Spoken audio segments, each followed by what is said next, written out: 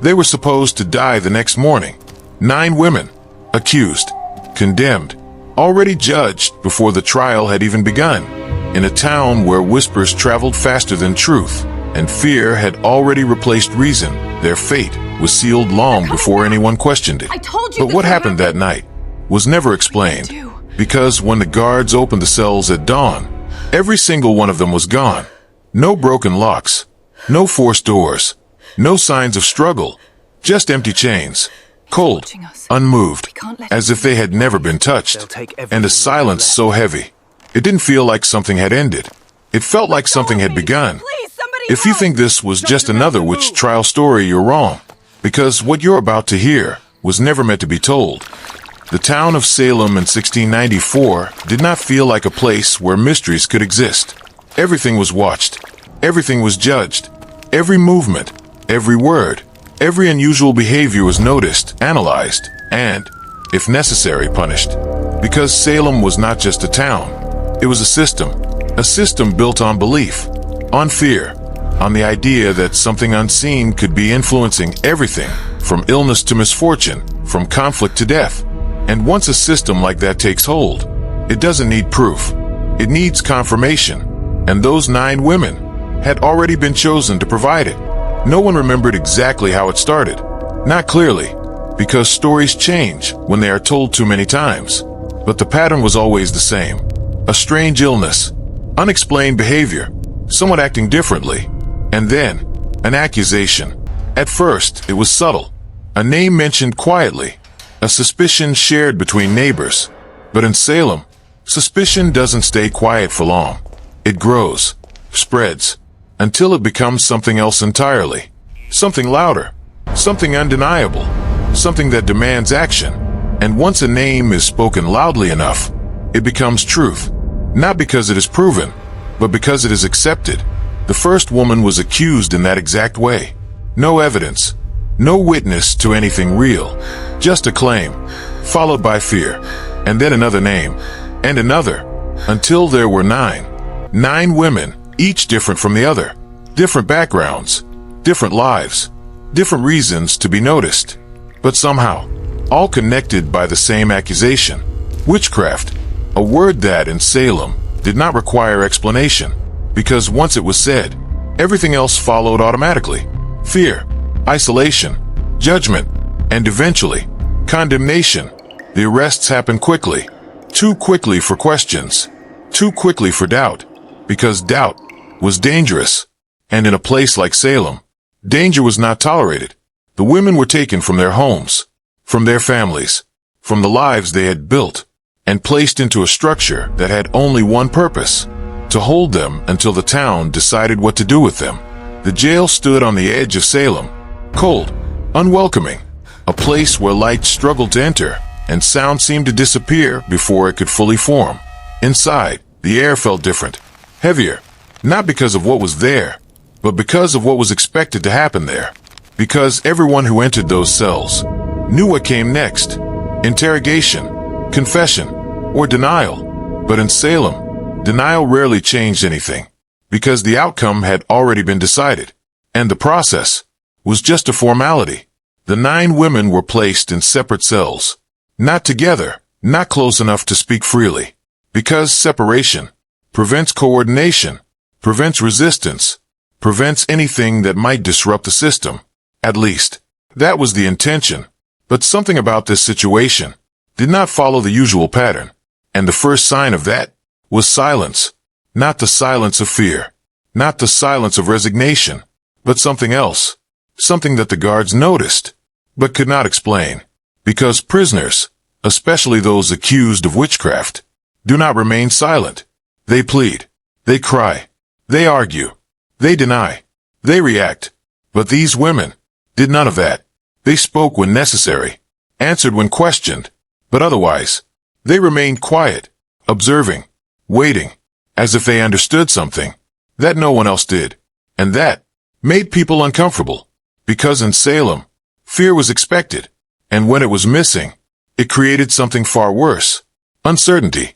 The guards began to notice it first, the way the women looked at them, not with anger, not with fear, but with something else. something difficult to define, something that made even the most disciplined among them pause, just for a moment, as if they were standing in front of something they didn't fully understand, something that didn't fit into the rules they had been taught to follow.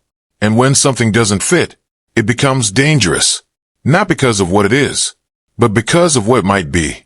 Rumors began to spread, quietly, not through the town, not yet, but inside the jail itself. Small things, unimportant on their own, but together, forming a pattern. A guard hearing movement in a cell when no one was inside. A chain shifting without being touched. A voice soft distant where there should have been silence. None of it confirmed. None of it proven. But enough to be remembered.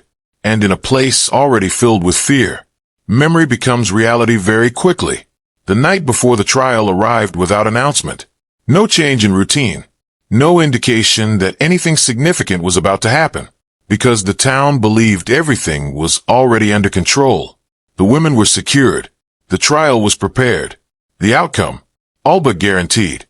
But control is an illusion, especially in a place where belief shapes reality more than facts ever could. That evening, the jail felt different. Not visibly, not in a way that could be easily explained, but in the way the air moved, in the way sound carried, or didn't. In the way even the smallest noise seemed louder than it should have been. The guards noticed it, but said nothing, because speaking would mean acknowledging it, and acknowledging it would mean admitting that something was wrong, something outside their understanding. And in Salem, that was not something anyone wanted to admit.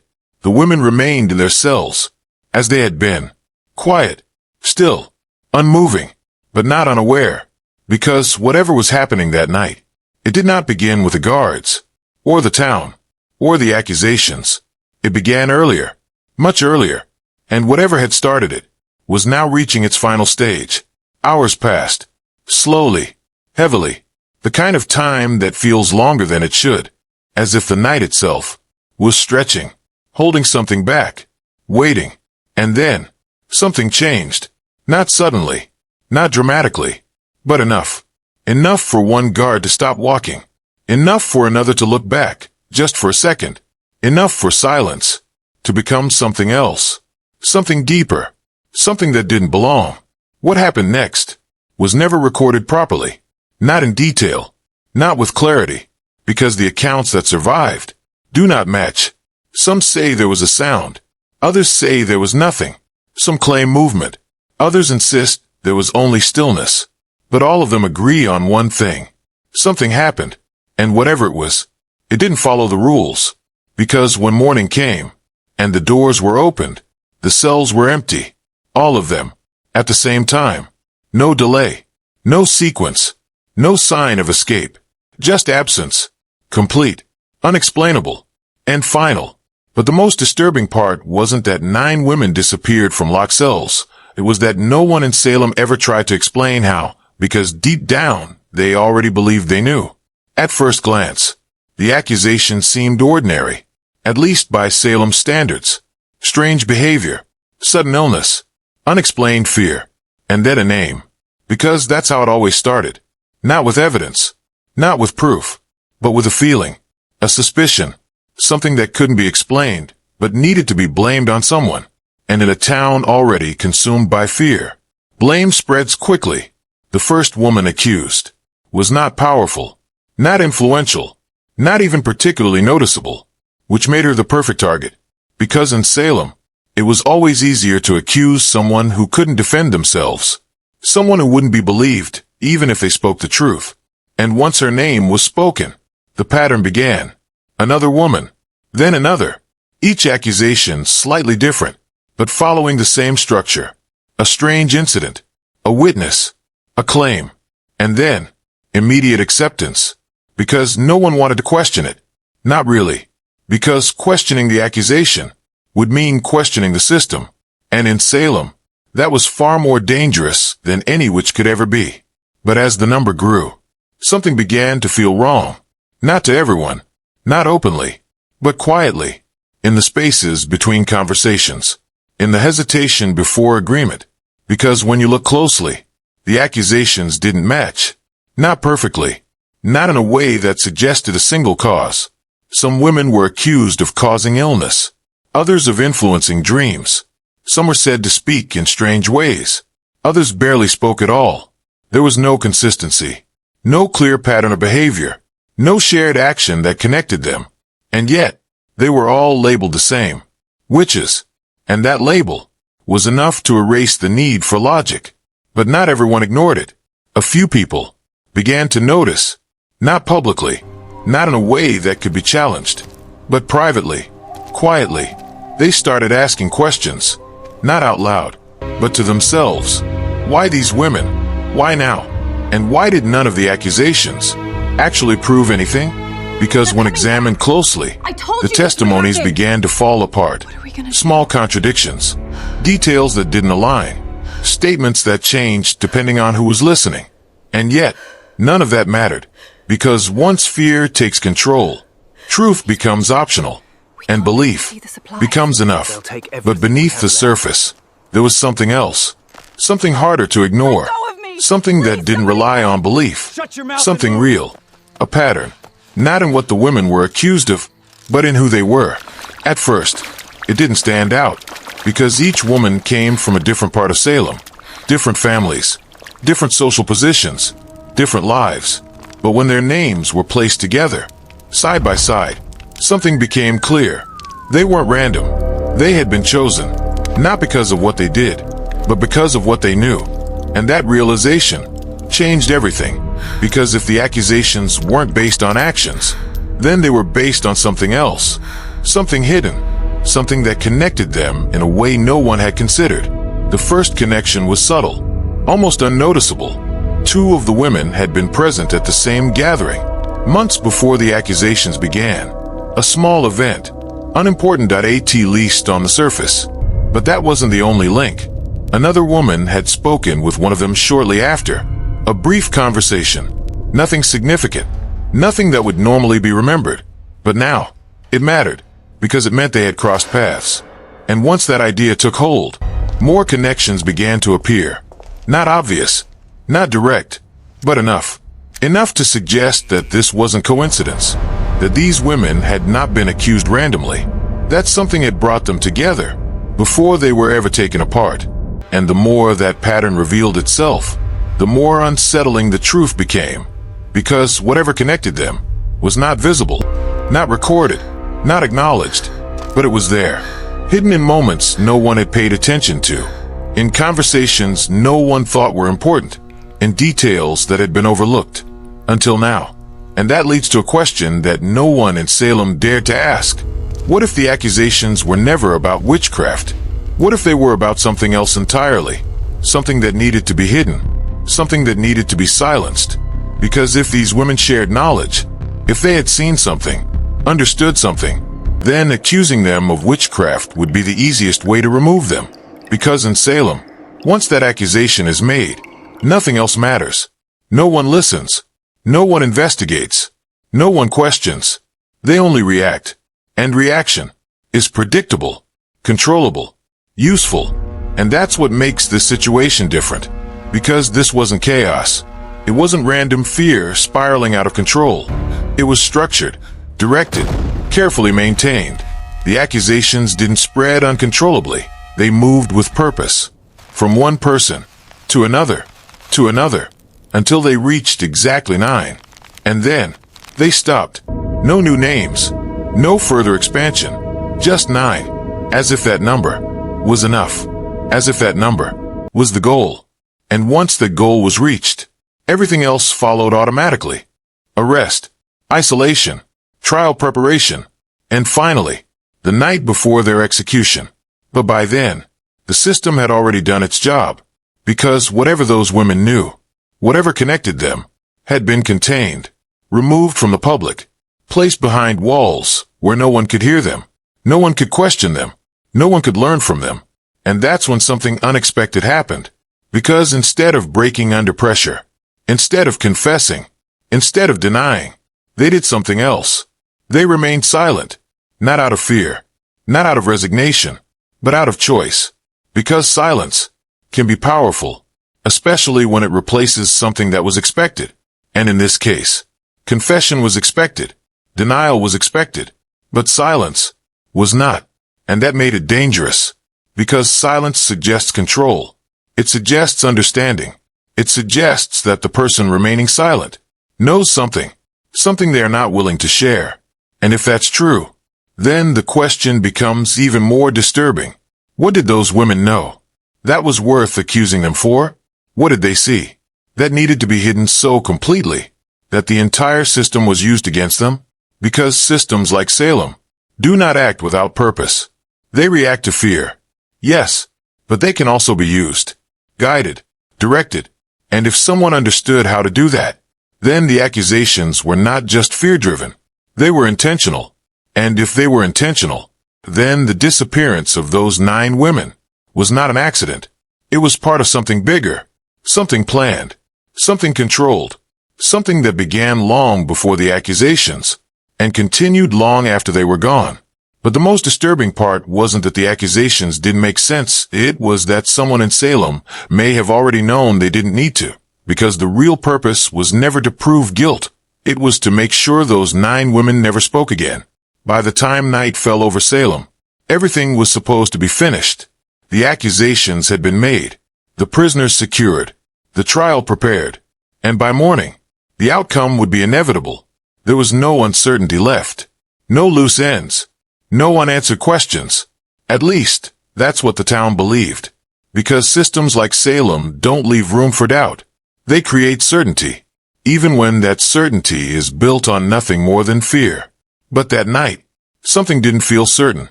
Not inside the jail. Not in the corridors, where guards walked their usual routes. Not in the heavy air that seemed thicker than before, quieter than it should have been. Because silence can change. It can shift from something natural to something unnatural. And when it does, people notice, even if they don't understand why. The guards felt it first. Not all at once. Not in a way they could explain. But in small moments. A hesitation in their steps. A pause before turning a corner. A feeling that something was slightly off. As if the space they were moving through was no longer the same. The structure of the jail hadn't changed. The walls were still there. The cells were still locked. The prisoners were still inside. And yet, something about the atmosphere felt different. Heavier. Slower. As if time itself had begun to stretch. The kind of feeling that doesn't come from what you see, but from what you sense. And in a place already built on fear, that sensation becomes difficult to ignore.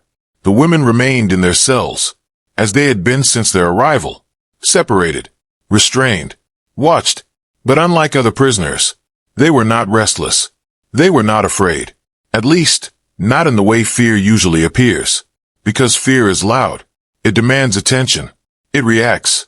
But these women did none of that. They sat in silence. Still. Calm. As if they were waiting. Not for the trial. Not for the morning. But for something else entirely. And that was the first thing that unsettled the guards. Because people who know they are about to die do not behave like that. They resist. They beg. They try to change their fate. But these women didn't. Which meant one of two things. Either they had accepted what was coming, or they knew something that made the outcome irrelevant. And that possibility was far more disturbing. Because if they knew something, then the situation was no longer under control. The hours passed slowly. The night deepened. And with it, the tension inside the jail began to grow. Not through noise, not through movement, but through absence. Because something that should have been happening wasn't. The usual sounds, the small shifts, the subtle reminders that people were still there, began to fade.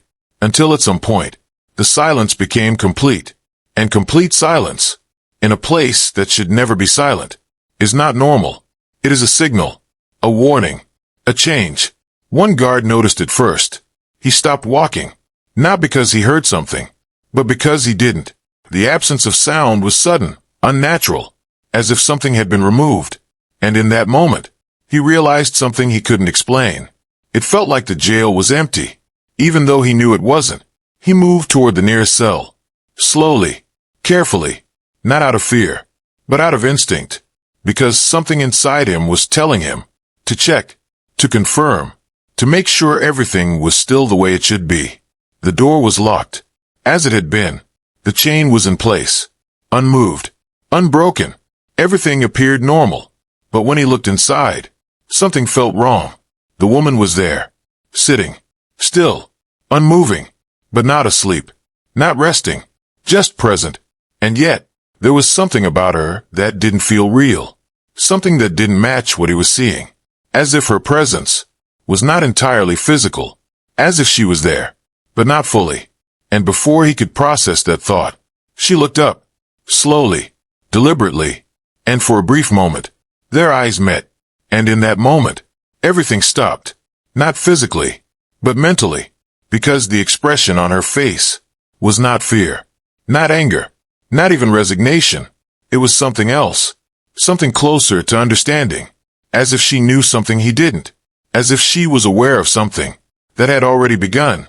And that was the moment he stepped back, not in panic, not in shock, but in quiet confusion, because whatever he had just experienced did not fit into anything he could explain. And that's when it began, not with a sound, not with movement, but with a shift, a subtle change in the air, in the way the space felt, as if something had entered, or something had left. No one could say which, because from that point forward, the accounts diverge. Some guards claimed they heard something, a low sound, not loud, not clear, but present, like a voice too distant to understand. Others insisted there was nothing, only silence, only stillness, only the same heavy air pressing against everything. But all of them agreed on one thing. Time didn't move normally. Minutes felt longer, moments stretched, as if the night itself was resisting the arrival of morning. And then, without warning, it ended, not gradually, not slowly, but instantly, as if something had been completed, as if whatever had been happening had reached its final point. And after that, everything returned to normal. The sounds came back, the movement resumed, the guards continued their routines, as if nothing had happened, as if the night had been just another night. But it wasn't, because when morning came, and the doors were opened, the cells were empty, every single one. All 9. Gone. At the same time. Without a trace. No broken locks. No forced exits. No signs of struggle. Nothing. Just chains. Still in place. Still locked. Still exactly as they had been. As if the women had never been there. As if they had simply stopped existing. And that's where the story splits. Because there are only 2 possibilities. And neither of them makes sense. The first. Something happened that cannot be explained. Something beyond the rules of the physical world. Something that allowed 9 women to disappear from locked cells without leaving any evidence behind. Something that would mean the accusations were not entirely wrong. That something unseen was present in Salem, watching, waiting, acting. And if that's true, then what happened that night was not an escape. It was something else entirely, something far more disturbing. But the second possibility is just as unsettling. Because what if it wasn't supernatural? What if it was planned, controlled, executed with precision? What if someone understood the system well enough to manipulate it, to remove those women, without leaving evidence, without being seen, without being questioned? Because if that's true, then the disappearance was not mysterious. It was intentional. And if it was intentional, then the real question is not how they vanished. It's who made it happen. And why? Because systems like Salem do not fail by accident. They are either broken or used. And if someone used it, then those 9 women were never meant to face trial. They were meant to disappear. And if that's the case, then everything that happened before that night was just preparation, a setup, a way to isolate them before removing them completely. And if that's true, then the most disturbing part of this story is not what happened inside the jail. It's what happened outside of it. Because if someone had that level of control, then Salem was never just a place of fear. It was a place of power, hidden, unseen, and far more dangerous than anyone realized. But the most terrifying part isn't whether something supernatural happened that night, or whether it was all carefully planned. It's the fact that the truth may have been deliberately erased, because what those 9 women knew might have been far more dangerous than their disappearance. By the time the sun rose over Salem, the story should have ended. 9 women accused. 9 women prepared for trial. 9 women expected to stand before the court and face whatever judgment the town had already decided for them. But instead, there was nothing. No prisoners. No explanation. No evidence of escape. And for a brief moment, the system that had seemed so certain began to hesitate because something had happened that it could not immediately control. But that hesitation did not last, because systems like Salem do not remain uncertain for long. They adapt, they adjust, and most importantly, they protect themselves. The first official response was simple. Too simple. The records from that morning described the event not as a disappearance, but as an irregularity. A word that carries no weight, no urgency, no real meaning, because calling it something else would have required acknowledgement, and acknowledgement would have created questions. Questions the system was not prepared to answer. So instead, they changed the language. And when you change the language, you change the perception, because an irregularity does not demand investigation. It suggests a mistake, a temporary issue, something that can be corrected quietly. And that's exactly what they intended to do. The guards were questioned, individually, carefully, not to understand what happened, but to control what would be said about it. Their accounts were taken, then adjusted, details removed, phrases rewritten, until what remained was not a record of events, but a version of them, a version that could exist without creating doubt, because doubt is dangerous, especially in a system that depends on belief. And Salem depended on belief more than anything else, because once people begin to question the process, they begin to question the authority behind it.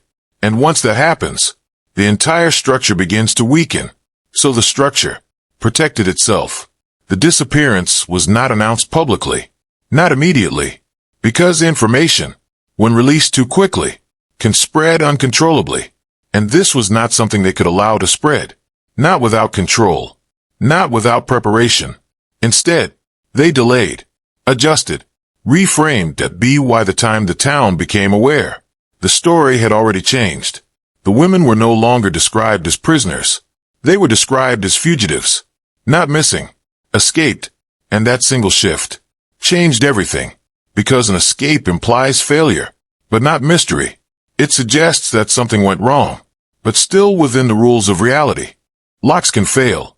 Guards can make mistakes. Prisoners can find ways out. It happens. It can be explained. It can be accepted. But a disappearance, without explanation, without evidence, without possibility, that cannot be accepted. So they removed it, replaced it with something safer, something easier to believe. And most people accepted it, because believing the alternative would require facing something far more unsettling. That something had happened that the system could not explain. And if the system cannot explain it, then it cannot control it. And if it cannot control it, then it cannot protect anyone. And that was a thought Salem could not afford. But beneath the surface, not everything aligned, because the records did not match perfectly. Not completely. Small inconsistencies began to appear. Nothing obvious. Nothing that would immediately raise suspicion. But enough for those who looked closely. Dates that didn't align. Statements that contradicted earlier versions. Names that appeared in one document and disappeared in another. And then, there were the missing records. Entire sections of documentation. Gone. Not damaged. Not incomplete. Removed. As if they had never existed. And that kind of absence is not accidental. It is intentional. Because removing something entirely is far more effective than altering it. Because altered information can be questioned, compared, analyzed. But something that doesn't exist cannot be examined at all. And that was the most telling detail of all. Because if nothing unusual had happened, there would be no reason to remove anything. But they did remove it, carefully, precisely, which means there was something worth hiding, and not just the disappearance. Something deeper, something connected to those women, something that existed before the accusations, and survived after they were gone. The officials involved in the case began to change, not visibly, not in ways that could be easily identified, but in behavior, in tone, in the way they spoke about the event. Because when people are hiding something, they don't just change the facts. They change the way they interact with them. Some became quieter, avoiding the topic entirely. Others became more rigid, repeating the same explanation, word for word, as if it had been practiced, as if deviation was not allowed. And then there were those who simply disappeared from the process altogether, reassigned, replaced, removed from any involvement in the case. And that pattern raised another question, not about the women, but about the people investigating them. Because if this was just an escape, why remove those who were closest to the event? Why alter their statements? Why erase parts of the record? Unless they had seen something they were not supposed to see, something that could not be explained, or worse, something that could be. Because explanation is dangerous when it reveals something the system is trying to hide. And that brings us to the most unsettling possibility of all. What if the disappearance was not the event being covered up? What if it was something else entirely? Something that happened before that night. Something those 9 women had discovered. Something that made them a risk. Because if they knew something that could disrupt the structure of Salem, then accusing them of witchcraft would be the easiest way to silence them. Because once accused, their voices would no longer matter. Their credibility would be destroyed, and their removal would not raise suspicion. It would appear justified, necessary, even righteous. And if that was the case, then everything that followed was not reaction. It was execution, a plan, carried out step by step, accusation, isolation, containment, and finally, removal. But something went wrong. Or perhaps, something changed. Because instead of being executed publicly, the women disappeared, completely, without trace. Which means, either the plan changed, or the women were never meant to die in Salem at all. And if they were taken, if someone removed them intentionally, then the question becomes even more dangerous. Who had the power to do that? Because in a system as controlled as Salem, that level of access, that level of precision, does not belong to outsiders. It belongs to those within the system itself. Those who understand it. Those who can manipulate it. Those who can rewrite it. And if that's true, then the real story of the Salem incident is not about witchcraft, not about fear, not even about disappearance. It's about control, about who holds it, and how far they are willing to go to maintain it. But the most disturbing part isn't that the records were altered. It's that even after everything was erased, small pieces of the truth still remained. And when those pieces are put together, they don't tell a story of escape. They tell a story of something Salem was never supposed to reveal. By the time Salem returned to silence, the truth had already been buried, not hidden in the ground, not locked inside a chamber, but buried in something far more permanent, the way the story was told. Because what survived the incident was not what happened. It was what was allowed to remain. The official version became simple. Too simple. 9 women accused of witchcraft, who managed to escape the night before their trial. No further details. No extended investigation. No urgency to recover them. Just a conclusion that closed the case, without ever opening it. And for most people, that was enough. Because simple answers are easier to accept, especially when the alternative is something that doesn't make sense, something that challenges the structure people depend on, something that suggests the system itself was never fully in control. But for those who look deeper, the simplicity of that explanation was the first sign that it wasn't true. Because nothing about what happened that night was simple. 9 prisoners, locked separately, watched continuously, disappearing at the same time, without leaving any trace. That is not an escape. That is something else. Something that requires planning, precision, or something beyond both. And that's where the truth begins to split. Because there are only 2 possibilities left, and both of them are equally disturbing. The first possibility is the one Salem wanted people to believe, that the women escaped, that somehow they found a way out, worked together, overcame the system, and vanished into the unknown. But that explanation has one major flaw.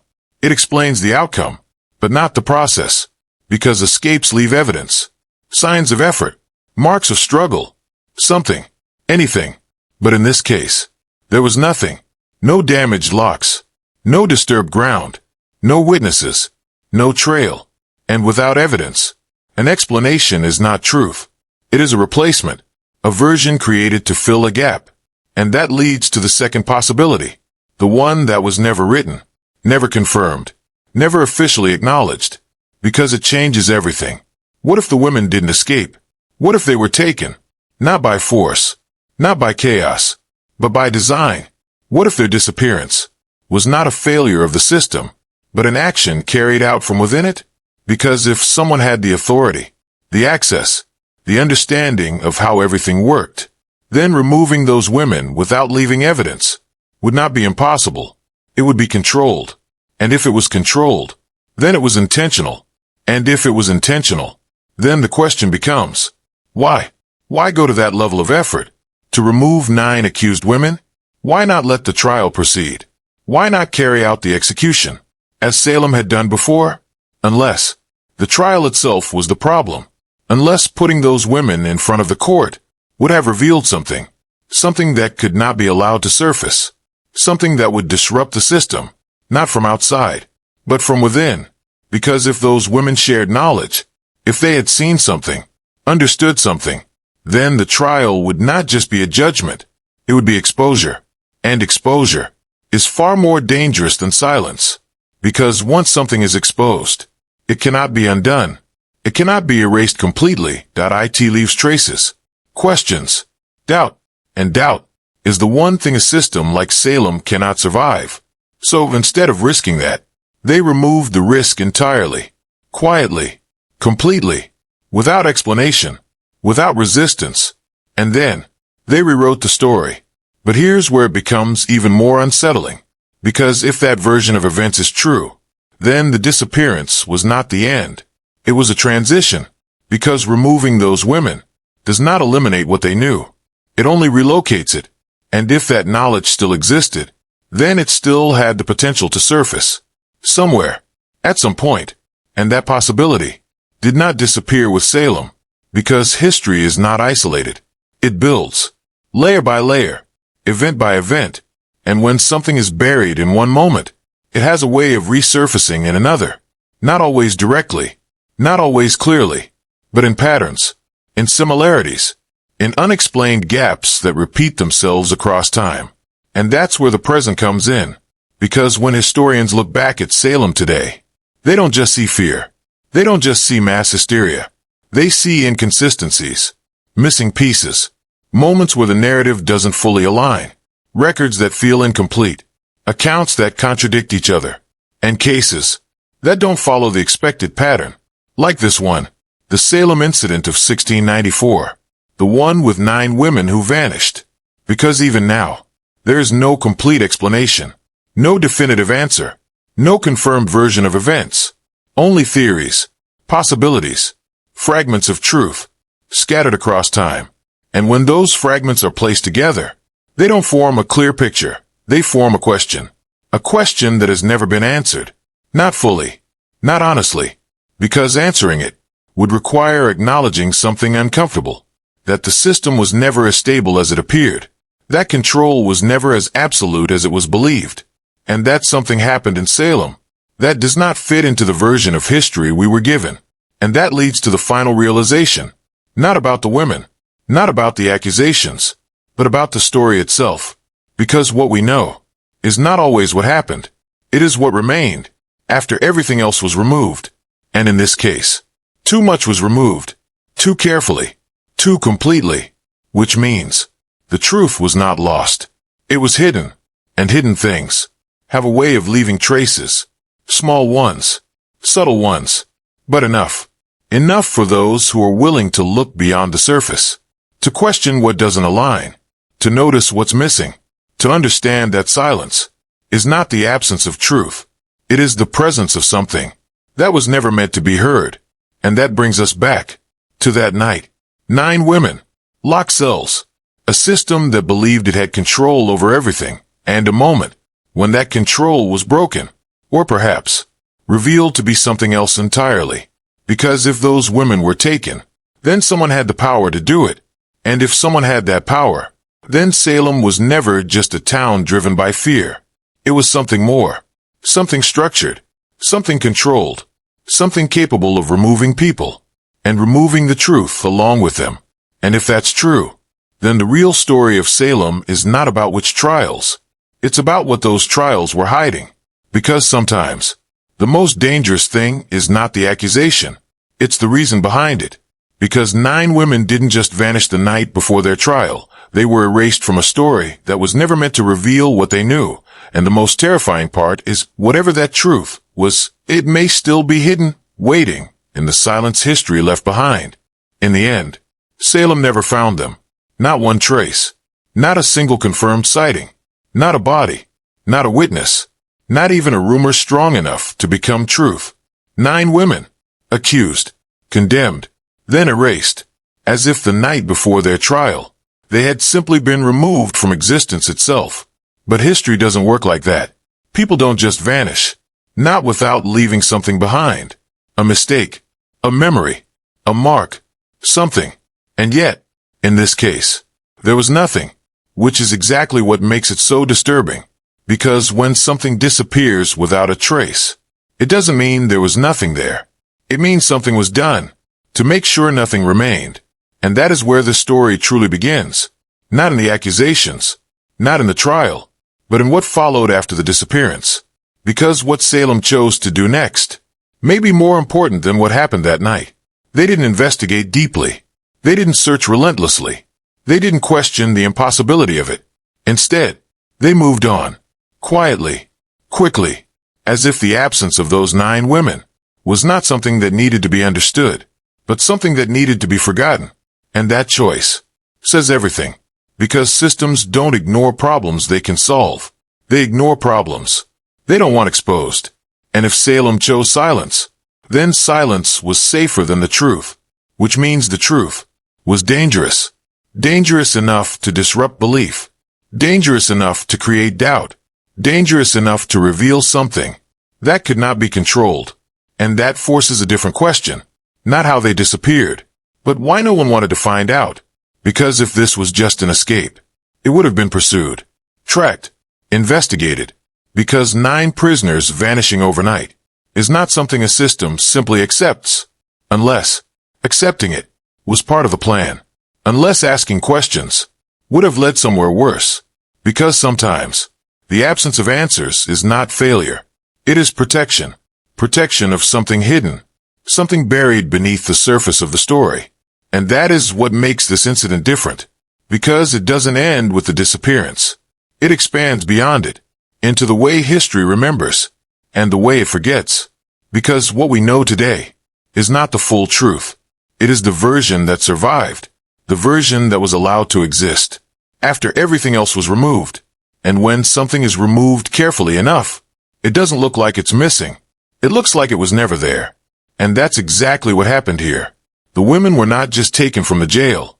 They were taken from the narrative, from the records, from the continuity of the story itself, reduced to a single unexplained event, and then quietly pushed aside, so that everything else could continue, without disruption, without doubt, without questions. But questions remain, because something about this story doesn't settle. It doesn't close. It lingers, in the gaps, in the inconsistencies, in the silence that follows the parts that don't fully align. Because when you look closely, you start to see it, the pattern, not in what is written, but in what is missing. And once you notice that, you can't ignore it anymore. Because absence is not empty. It is deliberate, and deliberate absence means intention, which brings us to the final truth. Not a confirmed fact, not a clear answer, but something deeper, something more unsettling. The possibility that those 9 women were never meant to stand trial, never meant to speak, never meant to be seen again. Because whatever they knew, whatever connected them, was more dangerous than the accusations themselves, more dangerous than fear, more dangerous than anything Salem was willing to confront openly. So instead of exposing it, they erased it completely. And that erasure is the real story. Because disappearing 9 women is one thing. But removing the reason they were taken, that is something else entirely. Something calculated, something controlled, something that extends far beyond that single night. Because if truth can be removed once, it can be removed again, and again, and again, until what remains feels complete, even when it isn't. And that is the world we inherit. A version of history built not just on what happened, but on what was allowed to remain, which means the most important parts may never be the ones we see. And that is what makes this story unforgettable. Not because of what we know, but because of what we don't. Because somewhere in the silence of Salem, between the accusations, the disappearance, and the rewritten records, there's a truth that was never meant to be found, and maybe never will be. Because 9 women didn't just vanish the night before their trial, they were removed from a story that couldn't afford to remember them, and whatever they knew was buried so deeply that even history itself was forced to forget.